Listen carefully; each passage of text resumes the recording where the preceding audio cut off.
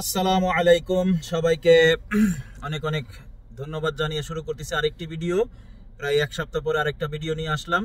যাই হোক, এখন মূল কথায় আসি, সেটা হলো আলহামদুলিল্লাহ আপনারা সবাই আমাকে অনেক সাপোর্ট করেছেন। আমার ভিডিওতে মোটামুটি হোয়াটসঅ্যাপে নক করেছেন, যতটুকু সম্ভব চেষ্টা করেছি। তো মোটামুটি যতগুলো লোকের মানে কাজ দেওয়ার সেগুলা দেওয়ার মানে ব্যবস্থা করেছি। তো আলহামদুলিল্লাহ এখন আর আপাতত আমার কাছে কোনো রিকোয়ারমেন্ট নাই এই মুহূর্তে। তো পরবর্তীতে যদি কোনো সময় থাকে আবার আমি অবশ্যই আপনাদেরকে জানাবো। তো এখন বিষয় হইল কিছু ভিসার ব্যাপারে আলোচনা করা যাক। সেটা হইলো, এখন অনেকেই আমাকে প্রশ্ন করেন ভাই ট্রান্সফার চালু কিনা, তারপরে এই আপনার কি বলে এই ভিসা এখন নতুন প্রফেশন হাই প্রফেশন বা এগুলো হচ্ছে কিনা, বা বিভিন্ন রকমের ভাই বাংলাদেশে আছেন আপনারা ভিসা দিয়ে আসতে চান, ভিজিটে আসতেছেন, পার্টনার ভিসা লাগাইতে চান, অনেক রকমের প্রশ্ন। আসলে আমি এই কিছু কিছু ভিডিও না বানাইলে আমি বুঝতে পারতাম না আসলে আমাদের প্রবাসীদের মাঝখানে কত রকমের সমস্যা রয়ে গেছে, মানুষ কত বিপদে আছে, কত অসহায় অবস্থায় আছে। যাই হোক, এখন বিষয় হলো এখানে আসলে চাকরি বাকরি এমন একটা অবস্থা যেখানে আপনি যাবেন কোনো জায়গায় মনে করেন যে আসলে কেউ মানে বিনা পয়সায় কোনো কিছু কেউ করে না, ঠিক আছে? তো আপনি আসবেন, আসলে চাকরি নিতে যাইবেন। আমি এই দিয়ে বুঝতে পারছি যে বিভিন্ন জায়গায় আসলে যাদের সাথে কন্টাক্ট করে বা করে কথা বলতে চাইছে তারাও মনে করেন কমিশন চায়।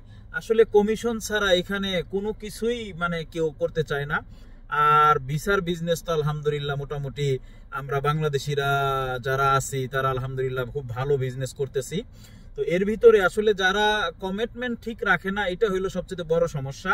কাউকে ভিসা দিয়ে বইলা মানে এখানে ভিজিটে আইনা ভিসা লাগাই দিতেছে না, মানুষ এক্সপায়ার হয়ে মানে ভিসা এক্সপায়ার হয়ে যাচ্ছে, এগুলা বিভিন্ন রকমের সমস্যা।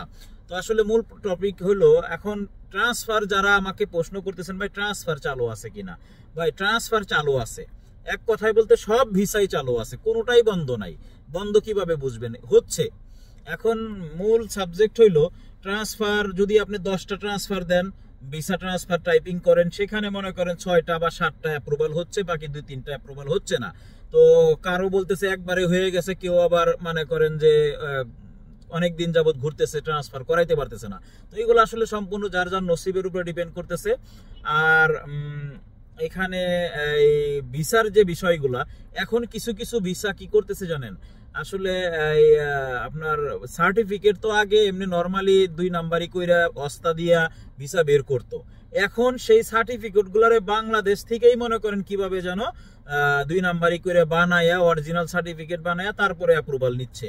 তো এখন এই জিনিসগুলো অ্যাপ্রুভাল হচ্ছে, কতদিন হবে জানি না। তো মানে আসলে কোনো রাস্তা খোলা থাকলে তো আমরা আসলে সেটার উপরেই ঝাঁপাই পড়ি সবাই। তো এই হলো বিষয়। যারাই আসবেন এই মুহূর্তে বিদেশে বা কারো কাছে টাকা পয়সা দিবেন বা যেটাই করবেন, খুব ঠান্ডা মাথায় চিন্তা ভাবনা করে দিবেন। কারণ এখন দুবাইয়ের পরিস্থিতি, কাজের পরিস্থিতি বলেন, সব দিকেই খুব বেশি ভালো না, ঠিক আছে?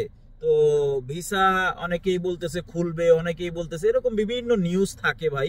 আসলে কোনটা হবে সেটা সময়ই বলে দিবে। তো মূল আসলে সাবজেক্ট কোনটা বুঝাইতে পারলাম জানি না, কোনোটাই হয়তো হয় নাই।